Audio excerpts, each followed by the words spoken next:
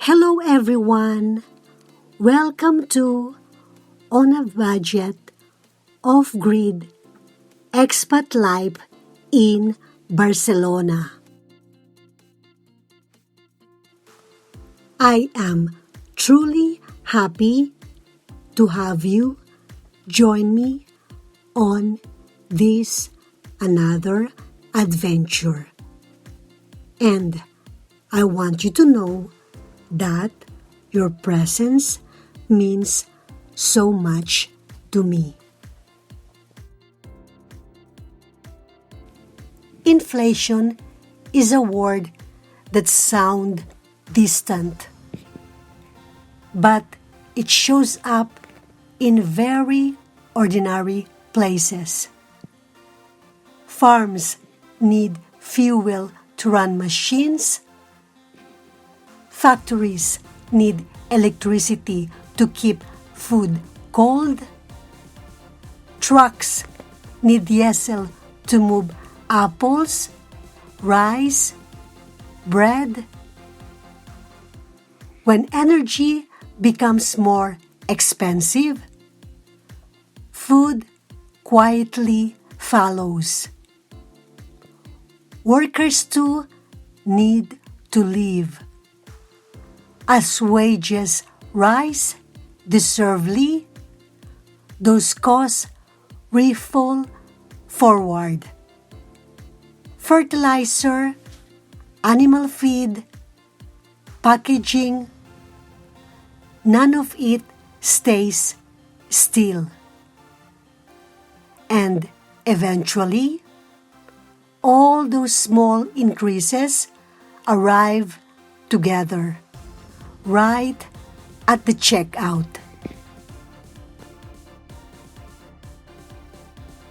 Today, I'm not here to explain prices like an expert or to convince anyone of anything. I just want to walk gently through the reasons groceries have become more expensive, not to alarm, not to argue. Let's sit together and observe with the questions that keeps showing up for many of us. Why does food feel more expensive now? And what is it quietly asking of us in return?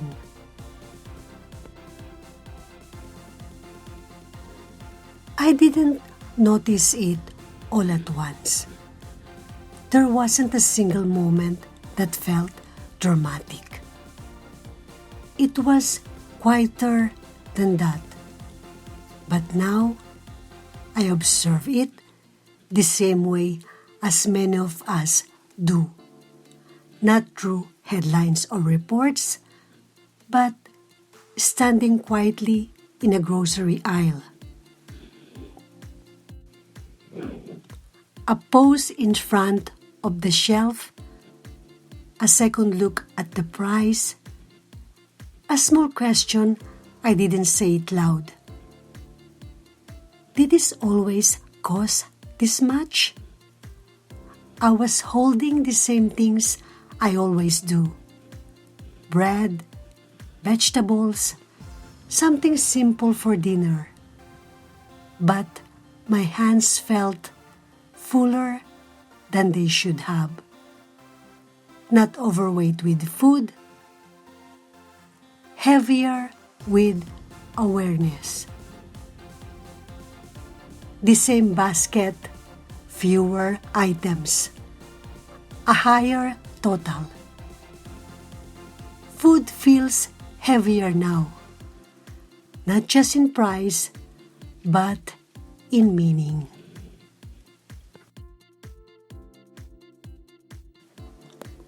The land is changing. Droughts linger longer. Floods arrive suddenly. Heat stresses crops before they're ready. When harvests shrink, prices grow. Coffee, olive oil, vegetables, foods that depend on steady season.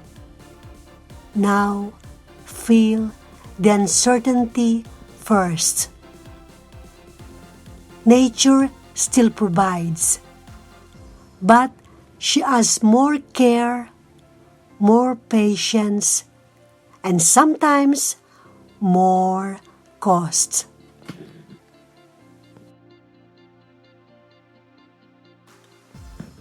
Our food travels far, sometimes farther than we realize.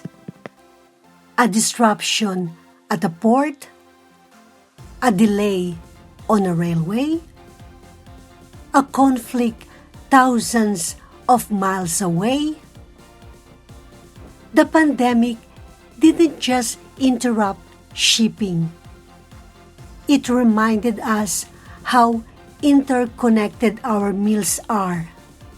Wars, trade barriers, and tariffs add more friction.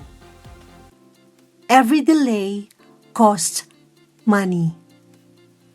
Every detour adds a little weight to the price. Sometimes the problem is invisible. Bird flu, crop blight, pests that thrive in warming climates. When animals or plants are lost, farmers must protect what remains through testing, containment, and prevention. These safeguards matter, but they aren't free. And once again, the cost travels forward.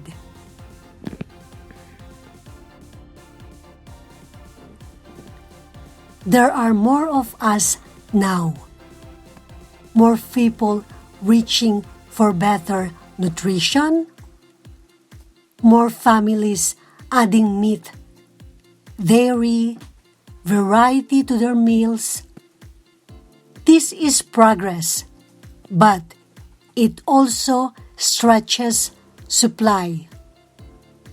When demand grows faster than production, prices adjust. The balance is delicate.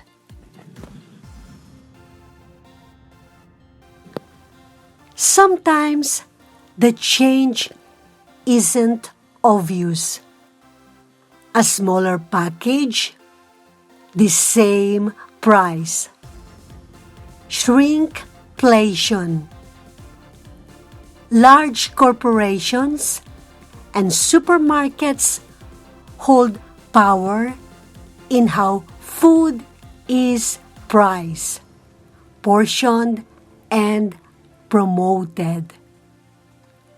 Profit margins, market concentration, these are quiet forces shaping what we pay.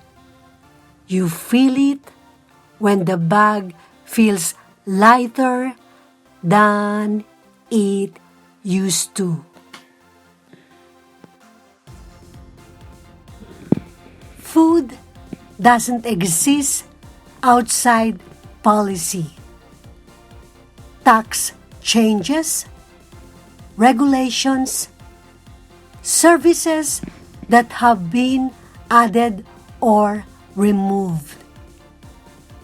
These decisions shape the final number on the receipt, even if we never see the paperwork behind it.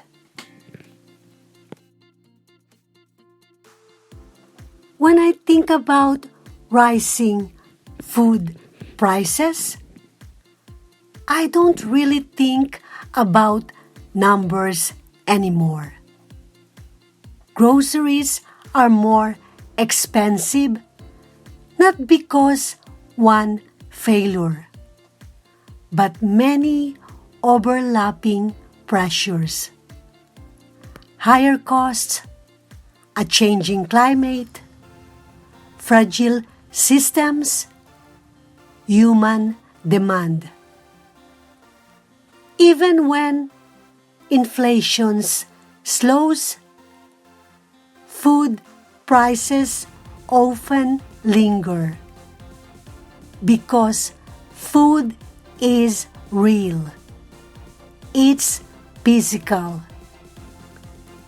It depends on land, labor, weather, and time.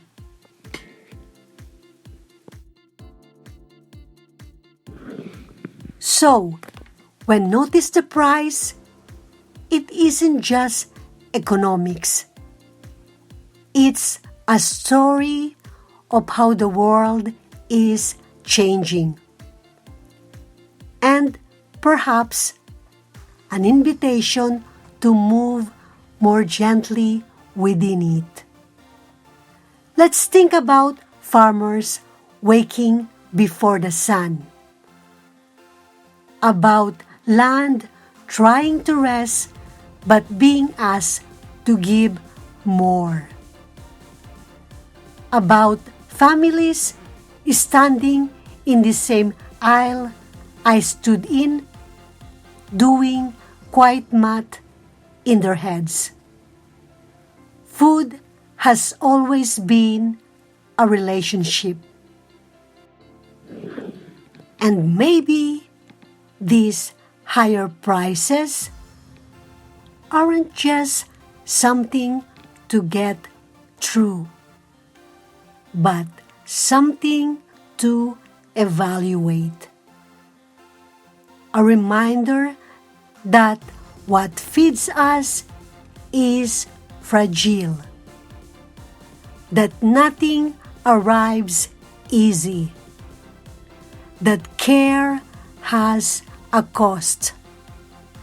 So, the next time I hold a basket that feels heavier than it used to, I try to move more, a little slower, weighs a little less, and remember that this, even now, is still a form of bounty.